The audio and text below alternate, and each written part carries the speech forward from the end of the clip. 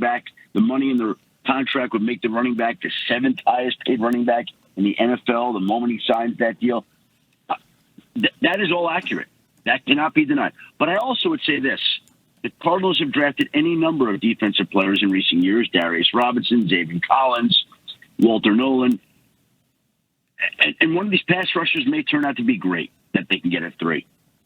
Let's not forget they hired an offensive-minded head coach. Let's not forget this is an entertainment business. Let's not forget the Cardinals could use a shot of juice and pizzazz for that franchise. Who's the best player in this draft? Jeremiyah Love.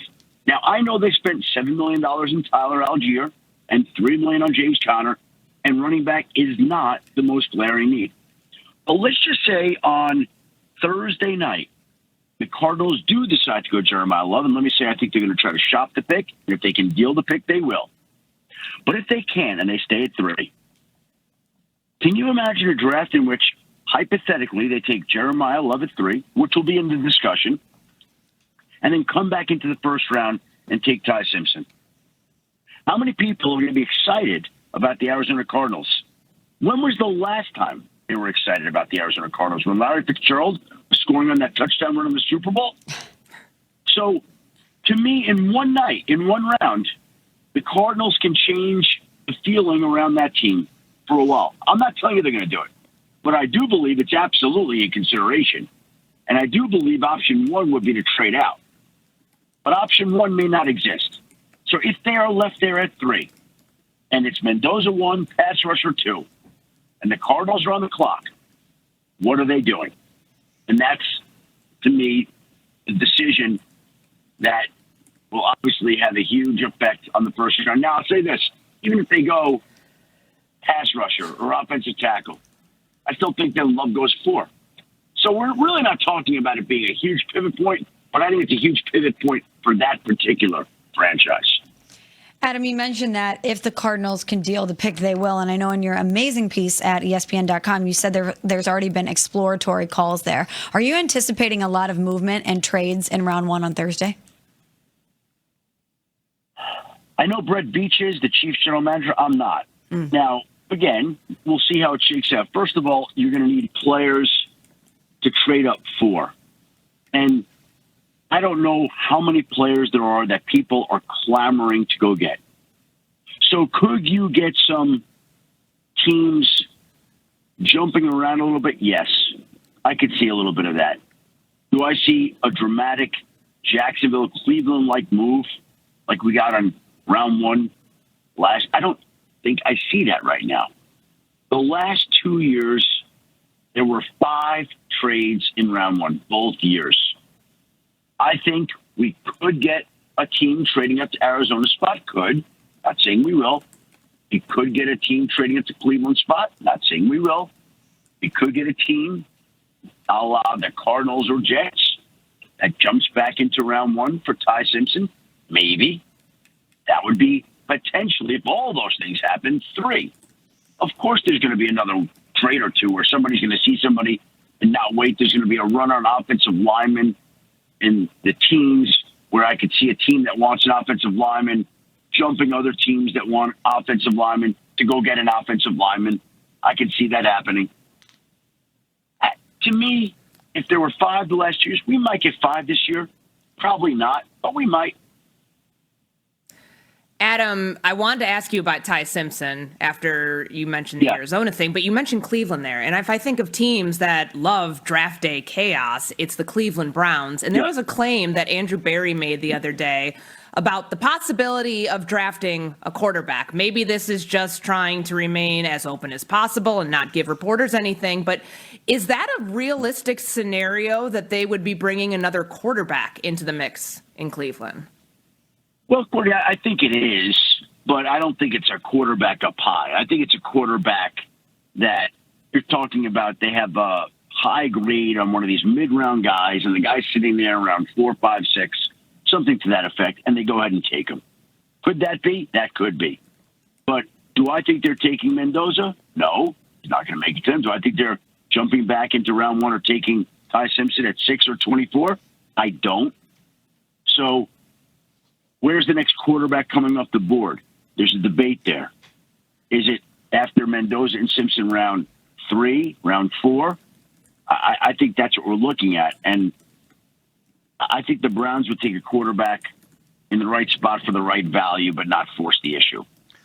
We're talking with Adam Schefter, ESPN Senior NFL Insider. Draft, of course, on Thursday night. Adam's going to be all over it. I strongly urge you to listen to his podcast, the All 32, with all 32 teams. And Adam, the breakdown of the draft nuggets and intel around them. As I'm listening to this, I'm like, okay, this is the most interesting thing, right? And I'm almost ranking them. So it's like Jets at 2. Adam mentions they're already looking at 27 quarterbacks, including C.J. Carr at Notre Dame. After that, okay, that may be the most interesting thing. Then in the Cardinals thing you just brought up, the Titans with Sonny Styles. Okay, that's interesting. Commanders, that's the low point for the running back Jeremiyah Love. That's the most. Kenyon Sadiq, the tight end, Travis Kelce's successor, number 9 to Kansas City. Adam floats that as a possibility. That's the most interesting thing.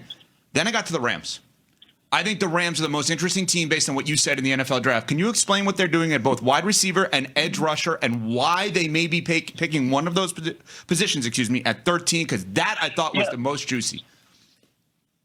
Well, thank you for listening, Evan, and I appreciate you saying that. But what I would say with the Rams at 13, let me start by saying this, and I don't know if I mentioned it on the pod or not, but if the Rams had pick 29, Ty Simpson would have been square in the conversation there. Square in the conversation. So, by the way, that doesn't mean he's not going to be in the conversation at 13, but I think there's going to be other prospects that likely trump Ty Simpson. And if the Rams have 10 prospects that they really like, all 10 would have to be off the board for them to suddenly turn and draft Ty Simpson at 13. And so I do not expect that to be the case, but I do want to lay it out as a scenario because it's not altogether out of the question, as unlikely as it is. Saying that, I think in an ideal world, the Rams would like to get another wide receiver. Devontae Adams is at the tail end of his career. Puka is back with the team after spending part of the offseason in rehab. And I think that they'd love to go get Matthew Stafford another weapon. I would tell you that by the time the Rams turn rolls around at 13, Jordan Tyson and Carnell Tate will be gone. 2 wide receivers off the board. There's a chance that Mekhi Lemon also could be off the board. That's possible. And so the Rams are going to be sitting there, and my sense is that they like these other wide receivers, but I don't know if they love them. And I think they like some of these offensive linemen, but I don't know if they love them. And so now we have a situation that I also think will come into conversation with them, will come up with them into conversation. They've got 2 great pass rushers, Jared Verse and Byron Young. Both are going to have to get paid at some point, probably in the next year. We just saw Will Anderson get $50 million a year. Are Byron Young and Jared Verse $50 million Will Anderson good? Probably not. Are they $40 million good? Probably. Both. And so if that's the case, can the Rams pay both defensive ends? Now, last year, they drafted a pass rusher, Josiah Stewart, but in the NFL, you could never have enough pass rushers. I think there'll be a pass rusher in the conversation. I'm not telling you they're going to go there, but that wouldn't be a position that most people would think they would associate with the Rams. And I think the Rams can go a lot of different ways because that's the kind of draft it is. There's nobody there that you look at and say, boy, if this guy just makes it to the Rams, like they're going to be taking this guy. There's a slew of players who are all good. And we'll see what the Rams decide to do with that pick on Thursday night. Adam, let's zero in on the host city in Pittsburgh. What's the latest you can share with us about Aaron Rodgers and his future in Pittsburgh? And if they don't have an answer by Thursday, could his non-committal shape the way that they go about this draft? Yeah, and they're not expecting an answer by Thursday.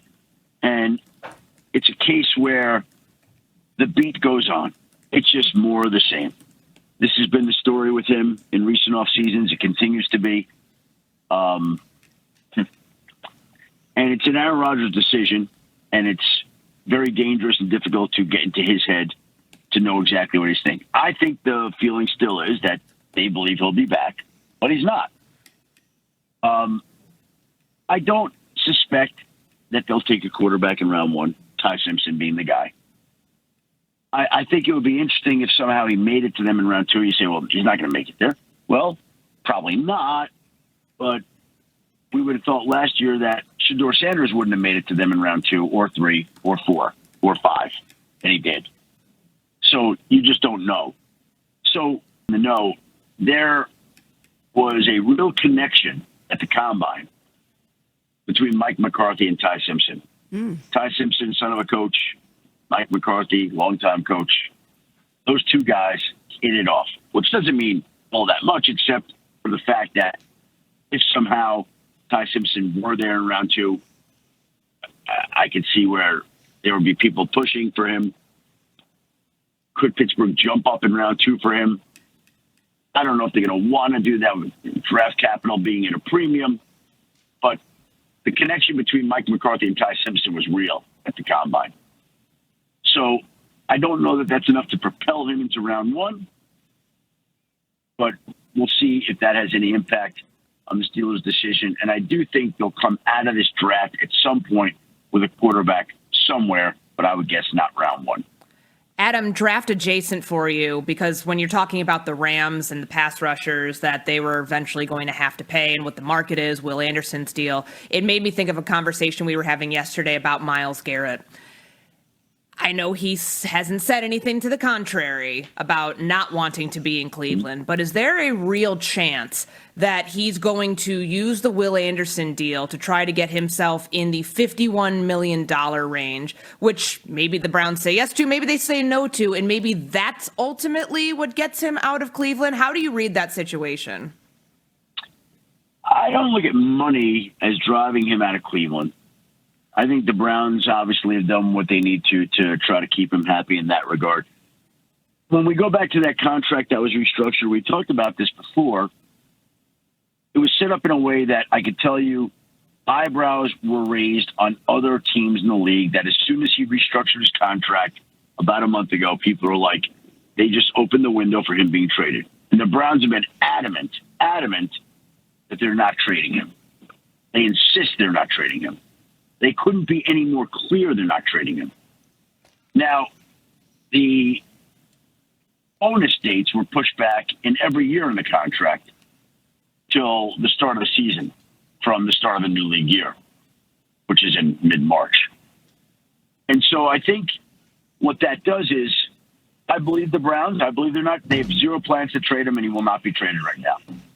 But I do believe that in future years, that it certainly gives them more flexibility to trade him, not because they're going to want to trade him, but if Myles Garrett decides at one point, I want to be traded, they will have more flexibility to do that at a later date. But I'm not expecting that to be any part of this conversation this offseason. Well, we gave you the appetizer with Schefty. The main course for about 45 to 50 minutes is on the podcast. Get the podcast wherever you can get the yes. Adam, anything you would like to share with us about the final outfit selection? Oh, yeah. Yeah. Well, here's the thing. I we're really going to dig deep here, and I'm going to share some secrets here. But, every year the draft comes, and, you want to feel good on Thursday night like anybody going to a big event. And so I always try to buy something new. And I've had a lot of misses in the draft over the years. Like, I'm all sensitive about it. Like, remember one year I bought a suit way back when.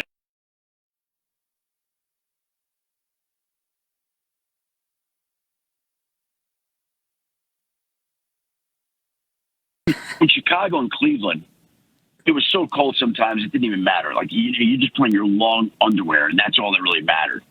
And then last year I wore that hoodie, and when I bought it from the shop, they were like, "Yeah, you wear the shirt." I wore a tie underneath it because I thought I was trying to dress up the hoodie look, and got bashed all over social media. People hated it. Everybody with Richard Jefferson hated it. So I went into the shop to show like, "Hey, I'm going to Pittsburgh." I looked at my long-range forecast on my app on my phone, like 30 days out, and it was like 41 degrees, rainy, windy. I'm like, oh boy, here we go again. Some of my coldest moments in life were the draft in Chicago and the draft in Cleveland. It was brutal. Even last year in Green Bay, it was cold. The worst thing is to be cold. I think I'd rather have people mock me on the internet for what I'm wearing than to be as cold as I've been for some drafts. So I bought like this